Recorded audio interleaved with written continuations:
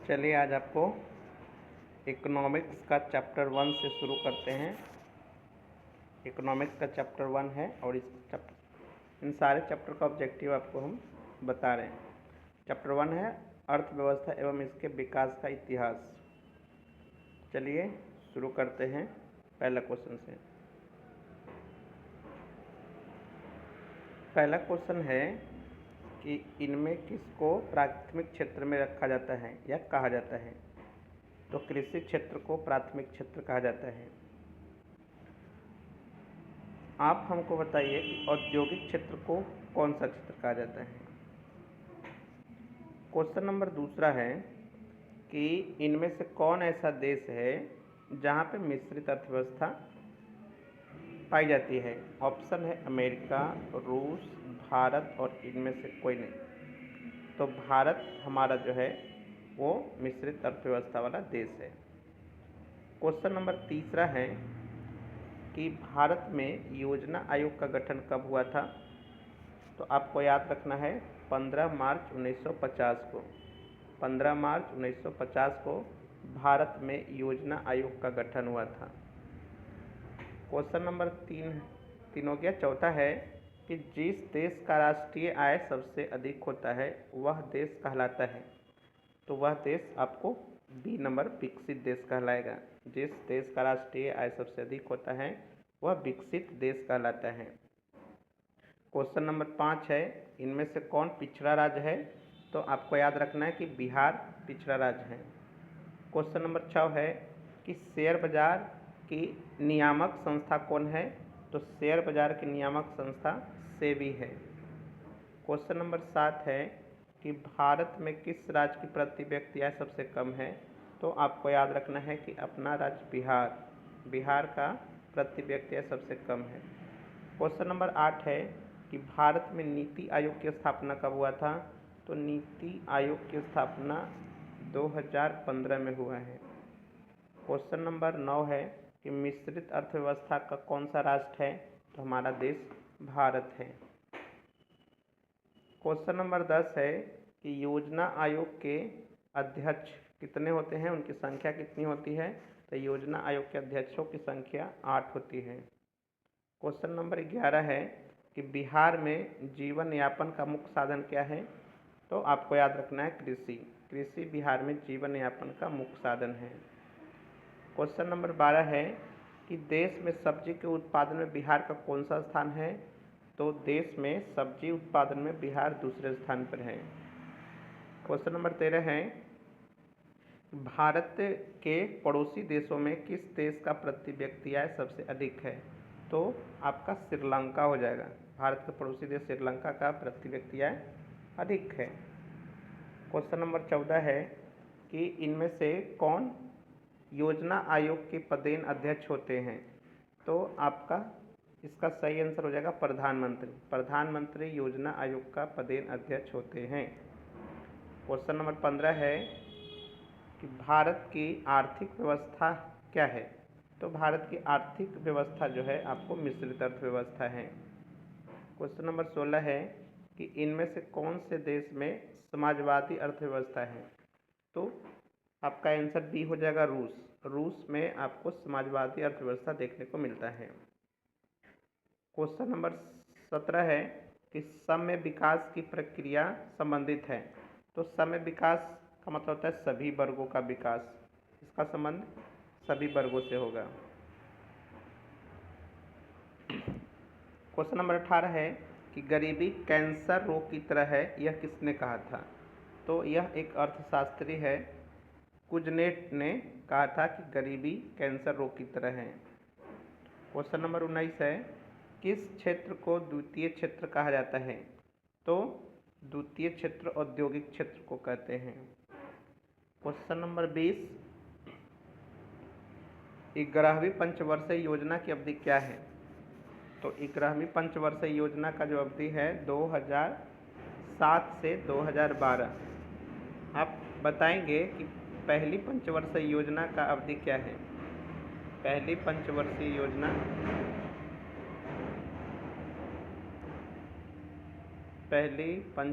योजना का अवधि क्या है।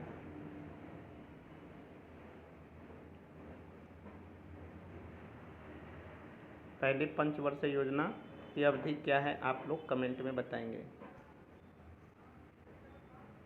क्वेश्चन नंबर 21 है कि किस क्षेत्र को तृतीय क्षेत्र कहा जाता है। तो तृतीय क्षेत्र जो है आपको सेवा क्षेत्र को कहा जाता है। 22 क्वेश्चन नंबर है कि एक अर्थव्यवस्था का सृजन होता है।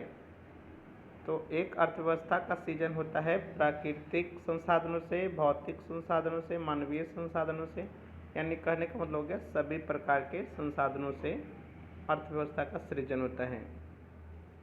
क्वेश्चन नंबर 23 है कि राष्ट्रीय विकास परिषद का गठन कब हुआ था। तो इसका सही आंसर है 1992 ईस्वी में। क्वेश्चन नंबर 24 है कि किस अर्थव्यवस्था में उत्पादन के साधनों पर किसी व्यक्ति या निजी संस्था का अधिकार रहता है। ये पूंजीवादी अर्थव्यवस्था में होता है। इसका सही आंसर हो जाएगा ऑप्शन नंबर ए, पूंजीवादी अर्थव्यवस्था। क्वेश्चन नंबर 25, भारत की प्रथम पंचवर्षीय योजना का कार्यकाल क्या है। तो ऊपर ही पूछे थे आपसे, प्रथम पंचवर्षीय योजना का काल बताइए। तो यहाँ आंसर ऑप्शन नंबर बी होगा, 1951 से 56 तक।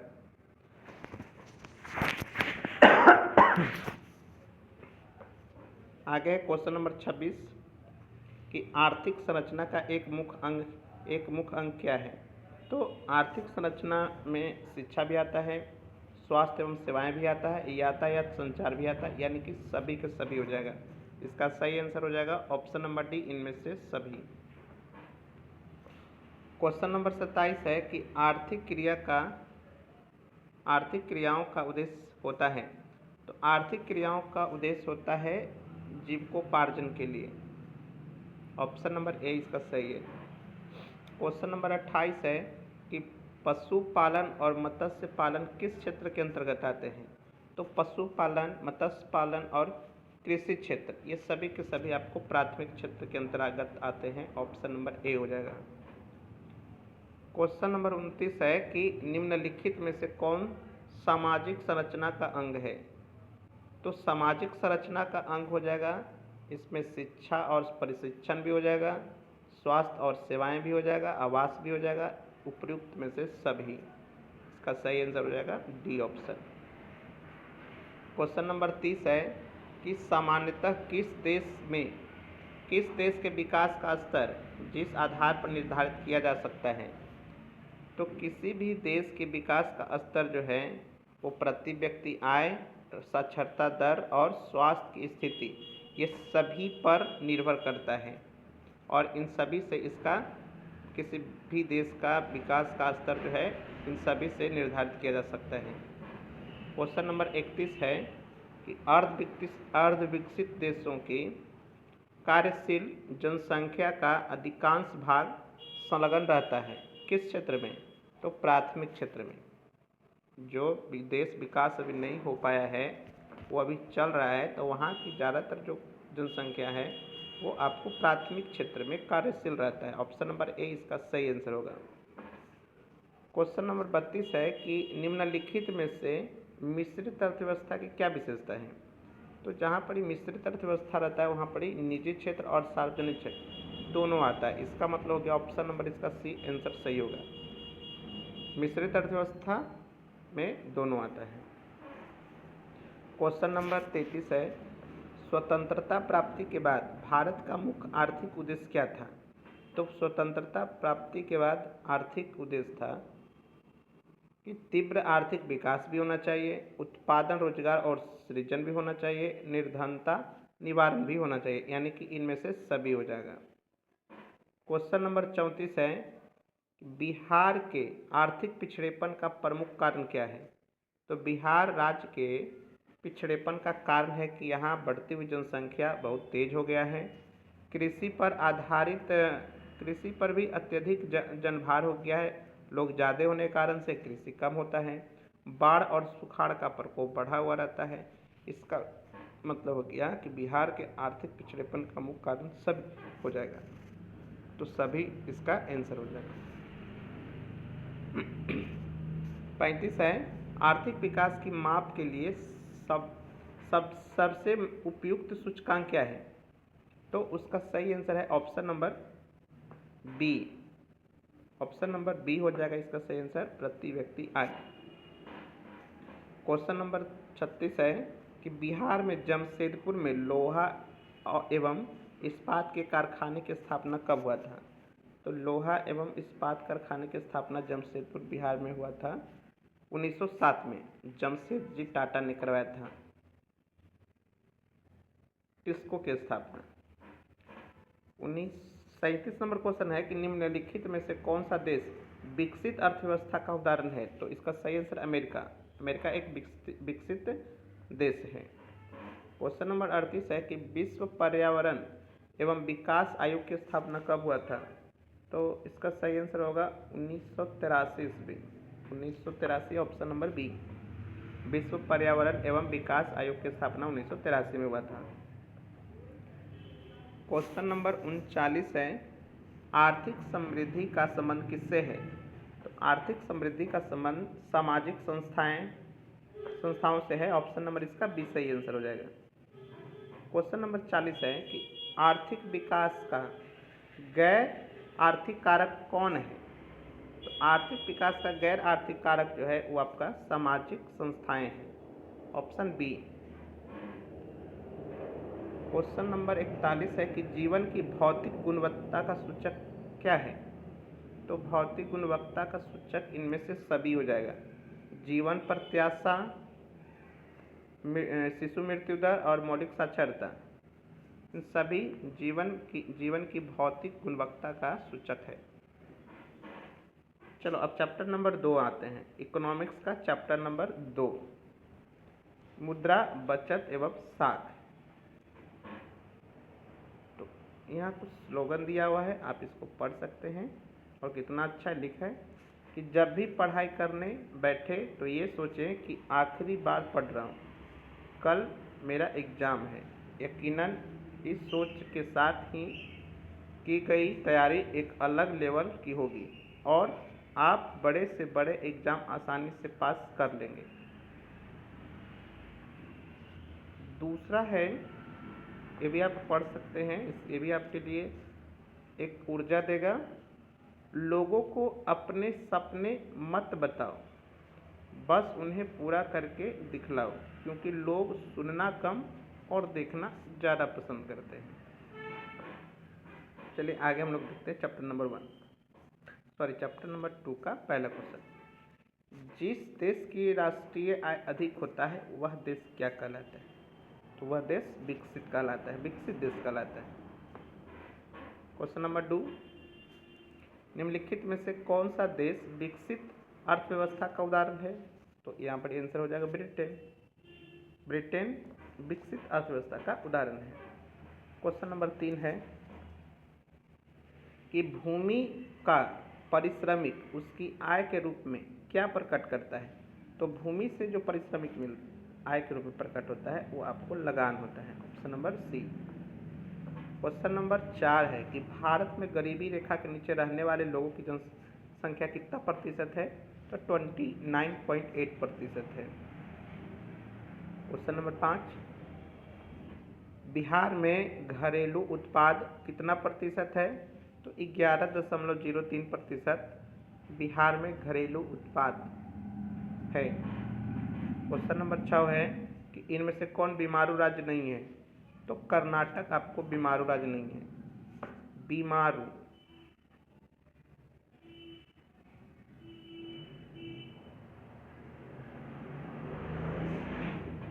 BI से बिहार, M से मध्य प्रदेश,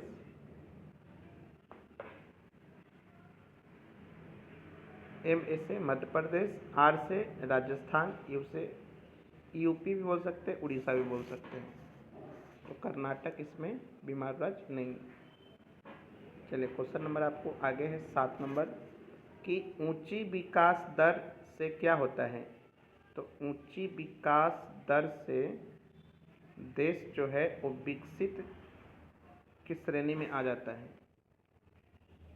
देश विकसित श्रेणी के अंतर्गत आ जाता है। ऑप्शन नंबर सी होगा इसका। क्वेश्चन नंबर 8, बिहार की प्रति व्यक्ति आय देश में क्या है कि देश में ये सबसे कम प्रति व्यक्ति आय वाला राज्य है बिहार। क्वेश्चन नंबर 9 है कि बिहार के किस जिले का प्रति व्यक्ति आय सबसे अधिक है। तो आपको याद रखना है option number A Patna. Patna जो है बिहार के सबसे अधिक प्रति व्यक्ति आय वाला जिला है। क्वेश्चन नंबर 10 है कि बिहार में सबसे कम प्रति व्यक्ति आय वाला जिला कौन है। तो सबसे कम प्रति व्यक्ति आय वाला जिला बिहार के शिवहर जिला है। क्वेश्चन नंबर आपको 11 है, केंद्रीय सांख्यिकी संगठन के अनुसार बिहार की आय में वृद्धि कितना प्रतिशत हुई है। तो 11.03%। ऑप्शन नंबर ए इसका सही आंसर होगा। भारत में किस राज्य का प्रति व्यक्ति आय सर्वाधिक है। तो राज्य पूछा है तो गोवा इसका सही आंसर होगा। गोवा राज्य का प्रति व्यक्ति आय भारत देश में सर्वाधिक है।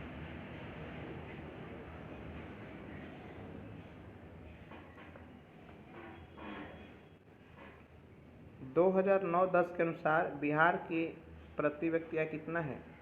तो 2009-10 के अनुसार बिहार राज्य की प्रति व्यक्ति आय है 16,119 रुपया। Option number B.